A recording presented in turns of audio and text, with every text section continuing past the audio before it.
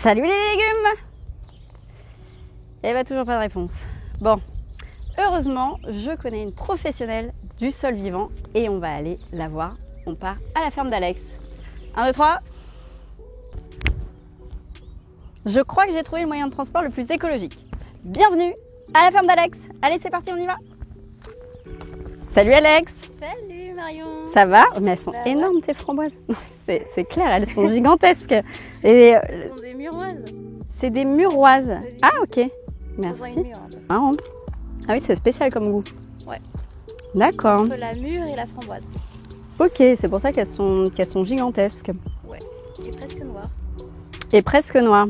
D'accord. Bah écoute, là c'est bien. Tu vois, j'arrive et je découvre des choses. C'est super. Bon, tu vas bien? Bah ouais, et toi? Oui, ça va. Avec ce magnifique temps, là, ça va, ça t'apparaît encore trop. Bon, écoute, c'est le moment de faire découvrir ta ferme Ouais. sur sol vivant. Bah oui. Exactement. Donc, je te propose que tu nous expliques un petit peu. On va peut-être se caler un petit endroit où on va se poser si tu veux. Ou est-ce que tu veux que je t'aide d'abord à récolter Bah tu sais, c'était la dernière barquette à faire, donc Très bien. tu veux en mettre 2-3 de plus, ça va aller vite fait.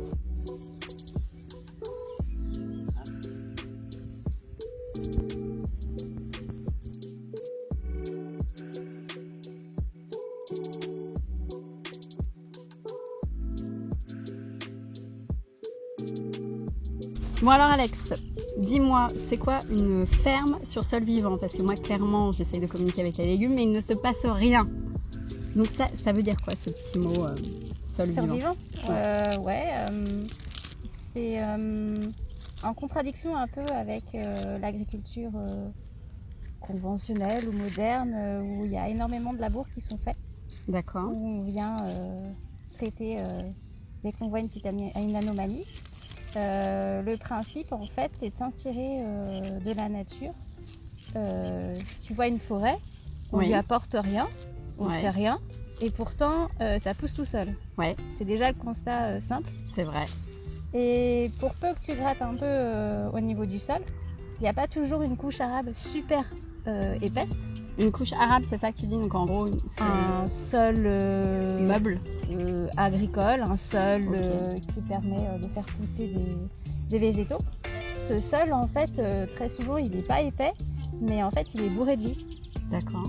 Et donc, en fait, ça vient un peu de la contradiction entre une agriculture qui cherche à tout prix créer un sol hyper meuble par des effets mécaniques et une agriculture qui va laisser le vivant, en fait, les êtres vivants qui sont dans ce sol, la première couche du sol, c'est eux qui sont hyper utiles et qui vont faire le boulot à notre place.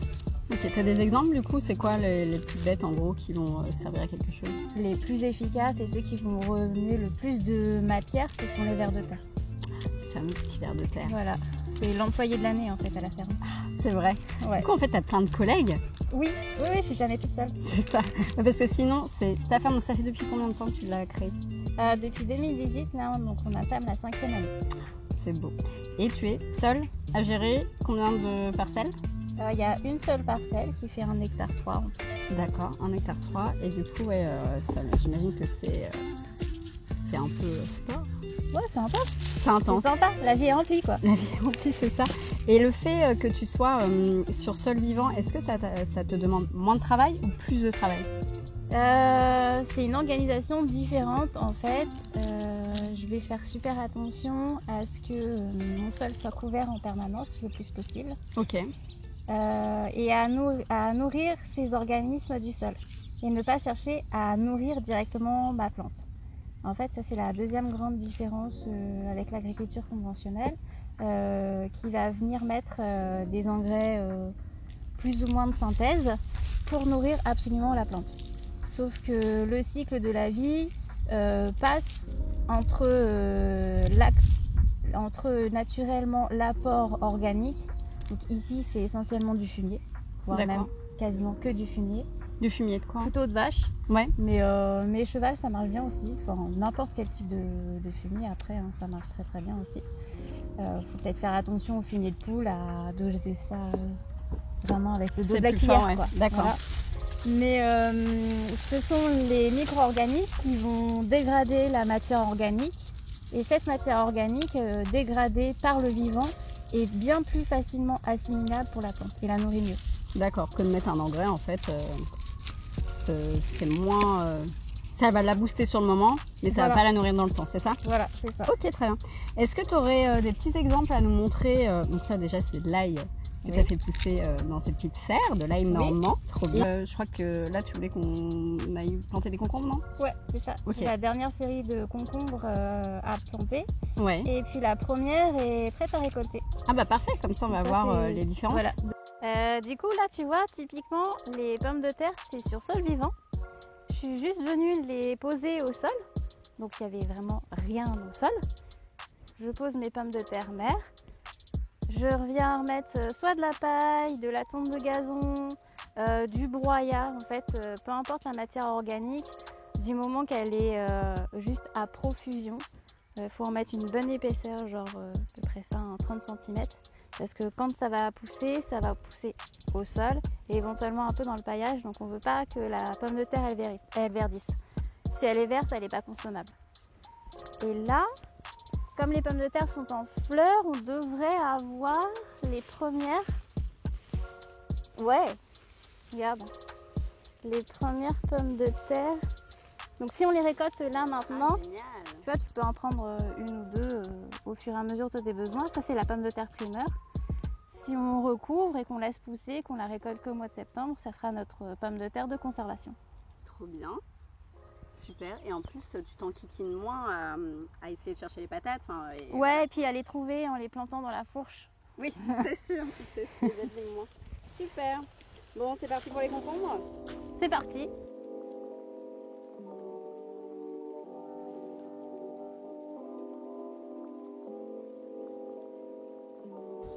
Tadam, les concombres. Les concombres, et attends, ils sont magnifiques. Donc là on est mi-juin, donc t'en récoltes depuis quand? Une grosse semaine. Une grosse semaine déjà. Ouais. Okay.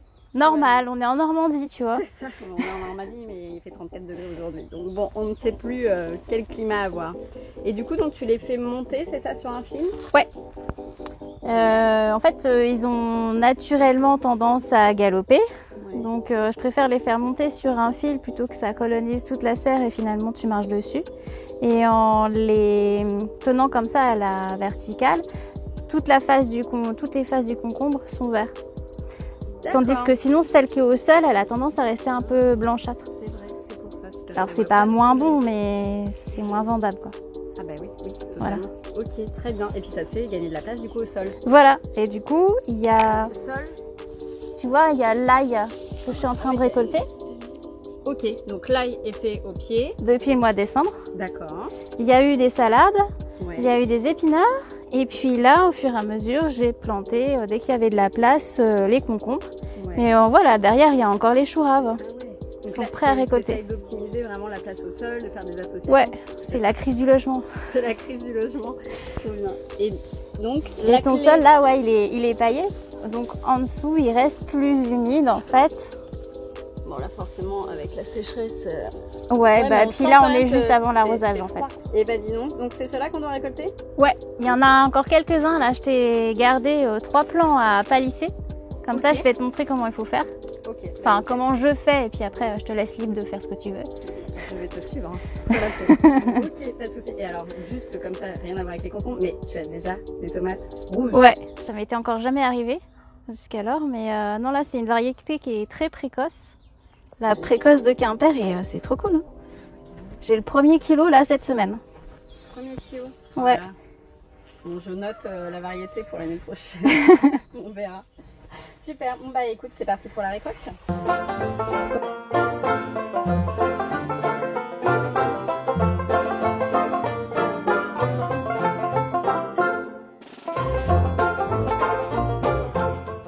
Alors vas-y, montre-moi. Donc là, on va palisser le concombre. Ouais. Alors le but, c'est de remettre la tête droite. Sans casser la tige. C'est ça. Ok. Donc le plus efficace, c'est de tourner la corde autour du plant et pas le plant autour de la corde, sinon il casse. D'accord. Donc il faut être délicat. C'est ça. Ça tombe bien, je suis très délicate.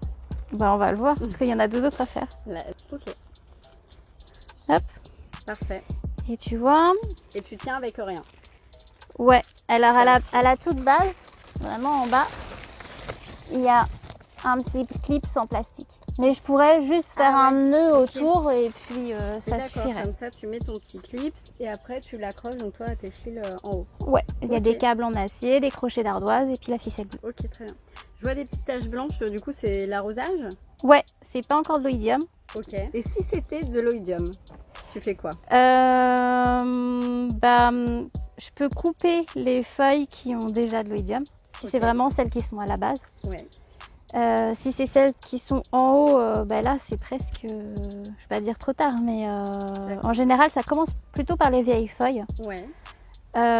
Donc celles-là tu peux les couper, D'accord. c'est pas grave, tu essayes quand même de les sortir, les mettre loin. Tu peux les mettre en paillage, mais t'évites au pied des courgettes, au pied des pastèques, voilà. Ok. Et puis sinon, si vraiment tu t'en débarrasses pas, l'oïdium ça adore le chaud et sec. D'accord. Donc la température, tu peux pas jouer dessus, Ouais. t'as pas le choix. Ouais. Par contre, le taux d'humidité de ta serre, tu peux jouer un peu dessus. D'accord. Donc si tu as une zone où tu as vraiment que des concombres et que tu n'as pas de tomates, tu peux venir les doucher. Déjà ça va pas lui plaire. Ah ok, ça va pas plaire à l'oïdium. À l'oïdium, le concombre ça va pas le déranger. Donc on arrose les feuilles. Tu peux arroser les fleurs, les feuilles, toute ta plante. Le concombre aime la douche. Voilà, c'est pas un problème. Mais tu douches pas tes tomates qui sont à côté. Oui. Donc là, des fois, c'est pas évident. Par contre, une solution naturelle, pas chère, qu'on a tous à portée de main, contre n'importe quel champignon, c'est le lait. Ah, le lait. Ok, le lait de vache du coup. Ouais. Et tu pulvérises. Tu dissous à 10%, tu fais une dilution. Ok. Donc 1 litre pour un arrosoir de 10 litres en gros. Voilà, c'est ça, mais tu n'es peut-être pas obligé d'en faire 10 litres. Oui, c'est vrai. Ok. Et puis tu viens pulvériser ça régulièrement. Il faut 2-3 jours d'intervalle, 3-4 fois de suite. Okay. Et ça va aider ta plante. Parfait, nickel. Du coup, tu vois, à l'échelle de chaque feuille, tu as une petite branche qui pousse, des fleurs, et c'est cette seconde petite branche là qu'on enlève. À chaque fois. C'est un peu comme les gourmands pour les tomates. C'est le même principe. Sauf qu'au lieu d'avoir une tige bien à part avec des fleurs qui vont donner les tomates, là, il faut bien faire attention, c'est directement sur la tige principale que tu as le fruit qui pousse. Comme là.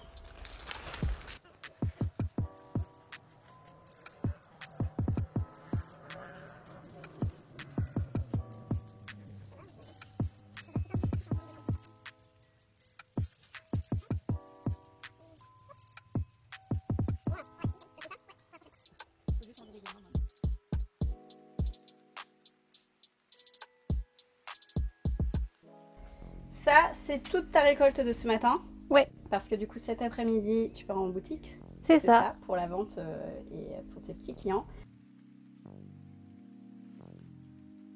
Et donc, ce système ingénieux hyper technologique, peut-on en parler?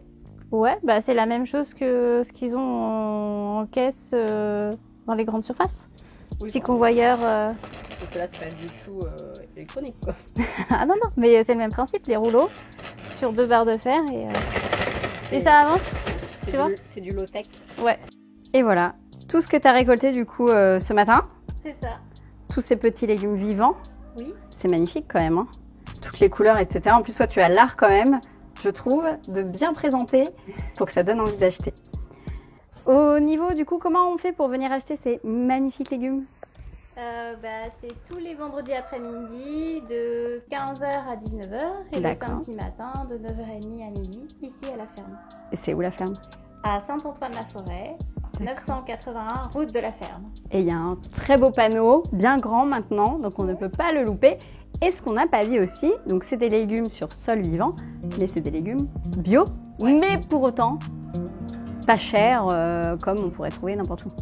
Au prix juste en fait. Voilà, juste pour que toi ça te rémunère, pour que aussi ça ne revienne pas trop cher aux gens, voilà, le prix pour que... Parce qu'à un moment toi tu veux peut-être en vivre. Oui, et puis je vends juste du légume, quoi. Il n'y a pas eu de produit dessus. Exactement, oui, c'est vrai, il n'y a pas eu de produits dessus. Donc, ils sont meilleurs pour la santé. En Et théorie, comme ça, ouais. ça fait l'intérieur de notre corps qui est en mode vivant aussi. C'est ça. Plein de vitamines. Parce que là, plus frais, je crois que c'est dans le tunnel.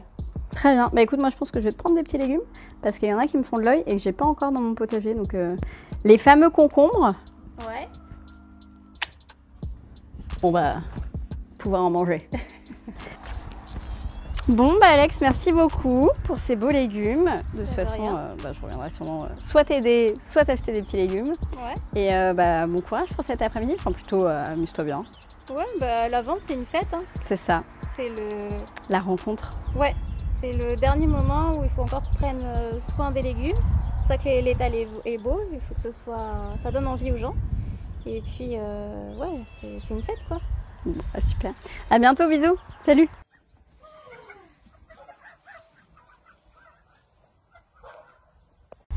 Et voilà, j'ai pu faire mes petites courses. On peut voir que sans engrais et sans retourner le sol, on arrive à avoir des légumes qui sont magnifiques et meilleurs pour notre santé. J'espère que ça vous a donné envie de passer au maraîchage sur sol vivant, de préserver les petits vers de terre et que vous viendrez rendre visite à la ferme d'Alex. Salut!